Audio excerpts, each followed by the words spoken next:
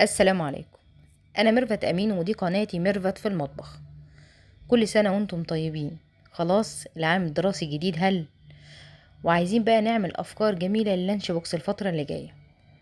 اول فكره هنعملها مع بعض هي فكره الساندوتش اللي هو منه فيه بحشوته جاهزه، بحيث لو انتي موظفه او واحده من الناس اللي ما بتحبش تقوم بدري اصلا، ولسه هتدخل المطبخ وتعمل سندوتشات، لا انت السندوتش بتاعك جاهز. هتحطي حتى الكميه اللي تعمليها في الفريزر وتطلعيها يا دوب تفك، وتبداي تحطيها في الميكرويف او في الاير فراير وتديها لولادك في اللانش بوكس. عملت كمان اللي هو الميكس ده، شوكولاته على فانيليا او شوكولاته على عجينه بيضه من غير فانيليا، زي ما تحبي. والحشوات طبعا اللي تحبي تضيفيه. انا طبعا حشيت بجبنه موتزاريلا وبشوكولاته، وشايفين الشكل قد ايه لذيذ وقد ايه جذاب بالنسبه للولاد، هيعجبهم جدا. وحاجه نظيفه انتي عاملاها في بيتك وواثقه في نظافتها بنسبه 100%. شوفي المقادير مع بعض. اول حاجه هنحتاج في الوصفه ديت كيلو من الدقيق، ومعلقه صغيره من الملح، 5 معالق من السكر، المقادير مكتوبه قدامنا. وهنعوز كمان معلقه من الخميره الفوريه، معلقتين من الحليب البودره، وكمان هنحتاج معلقه من البيكنج باودر، وكوبايه ونص من الحليب، هنستخدم كوبايه دلوقتي ونص قدام شويه، وكوبايه من اللبن الرايب، وحبيتين من البيض، وفي كمان معلقه خل بس نسيت ان انا اصورها. وهنبدا دلوقتي نقلب المقادير كلها مع بعض. هدخل كل المقادير في بعض بالشكل ده بالعصايه الخشب او بالمعلقه الخشب، وبعد كده هنشيل المعلقه ونبدا نشتغل بايدينا. في المرحله دي ضفت نص كوبايه بتاعه الحليب التانية، ودلوقتي هضيف الكوبايه الا ربع بتاعه الزبده الدايبه. طبعا الزبده دي مش سخنه، الزبده دي دايبه بس. طبعا هبدا اعجن كويس جدا. العجينه دي هتاخد في ايدي 10 دقايق من العجن. طبعا انا مش مرتاحه في البوله، فهبدا ارفع العجينه وهشيل الحاجات ديت وابدا اشتغل على سطح المطبخ بتاعي على طول. طبعا السطح بالنسبه لي اسهل بكتير، اقدر اتحرك فيه براحتي واقدر انجز فيه اكتر. خدت 10 دقايق كاملين علشان خاطر اوصل للمستوى اللي انا عايزاه من النعومه للعجينه، وعلشان خاطر تبقى تمام ملتوته كويس جدا.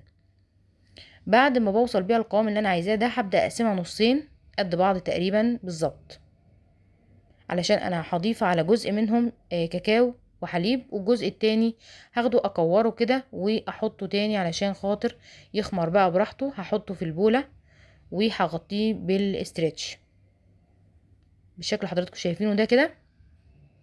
هبدا اكورها وارجعها تاني واحطها في البولة بتاعتها واغطيها. هسيبها بقى عشان تخمر براحتها، ونرجع نشوف هنعمل ايه في النص التاني بتاع العجين.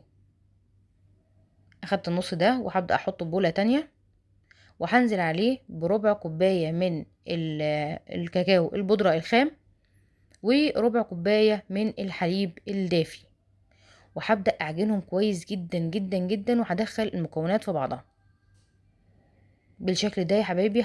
افضل ادعك فيها كده لحد ما ادخل كل ذرات الكاكاو فيها والحليب.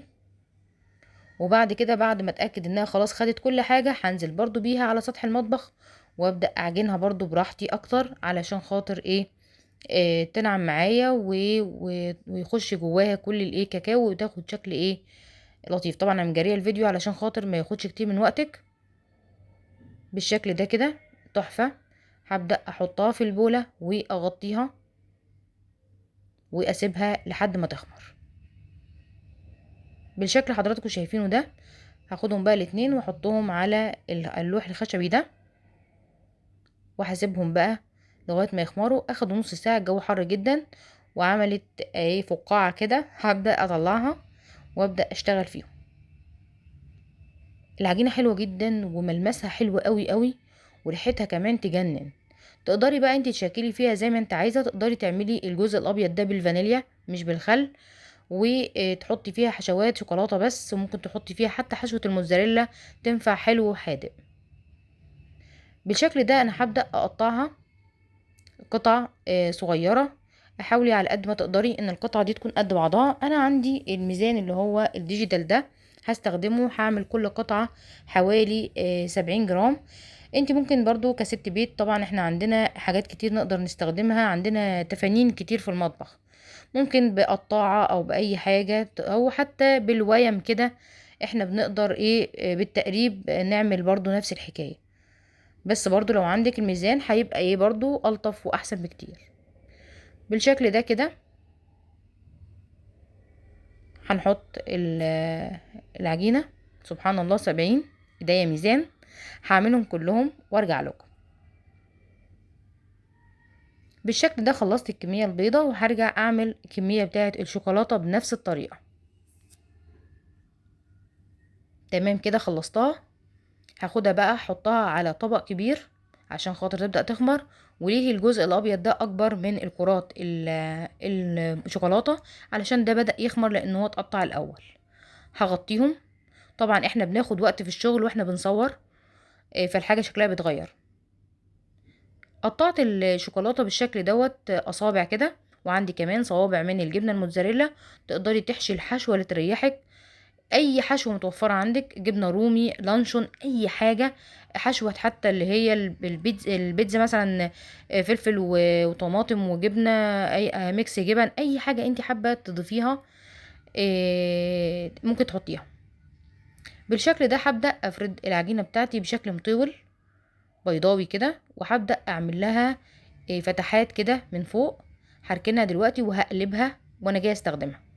ده كده الميكس اللي انا هعمله، شكل الميكس اللي انا هعمله واوريكم عملته ازاي.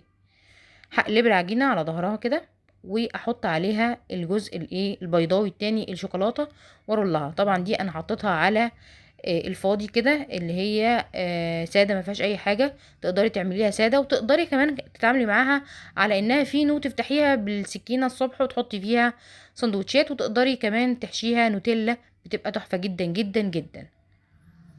بالشكل ده هعمل بقى العكس.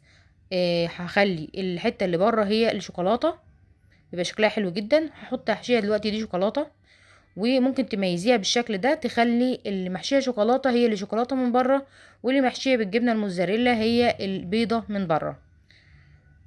بالشكل ده شكلها حلو جدا جدا وتحفه.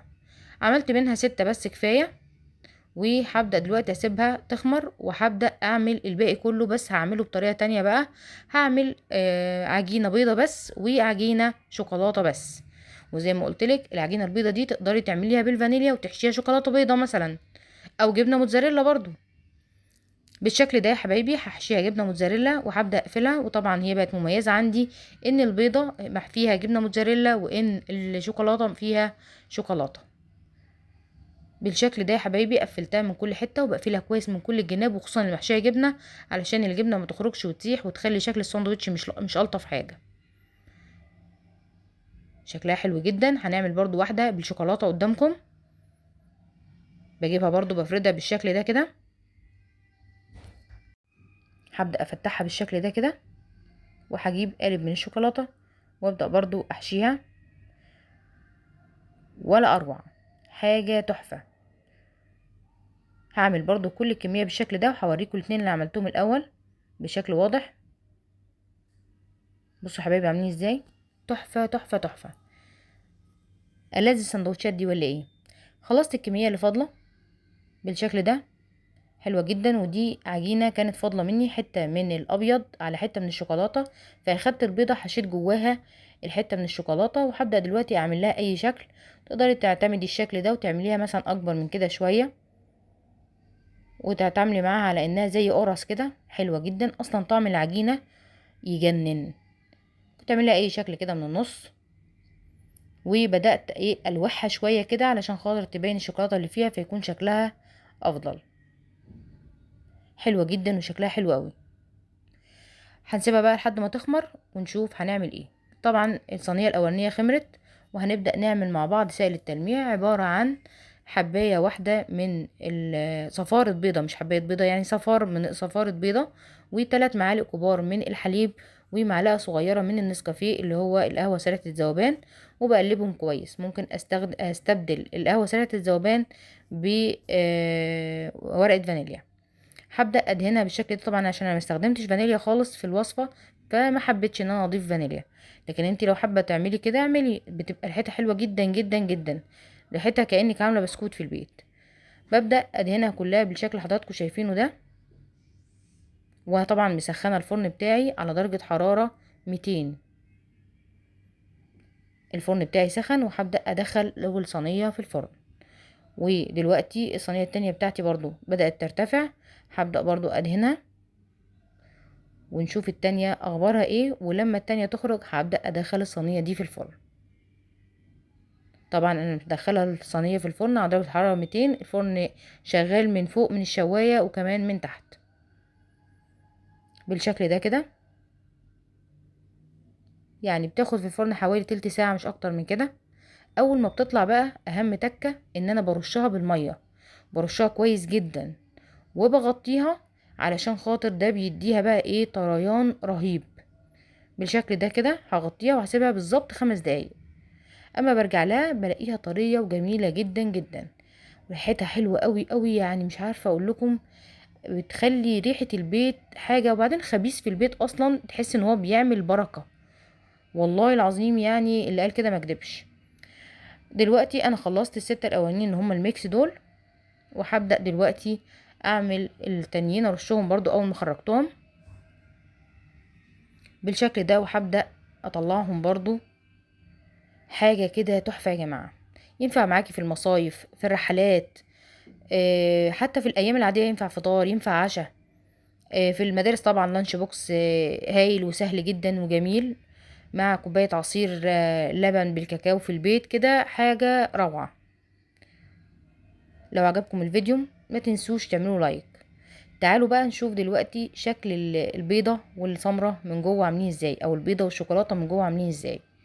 الصغيرين طبعا انا وريتكم الكبار في اول الفيديو، هنشوف بقى الصغيرين عاملين ازاي دلوقتي، اللي هي الواحده السنجل دي.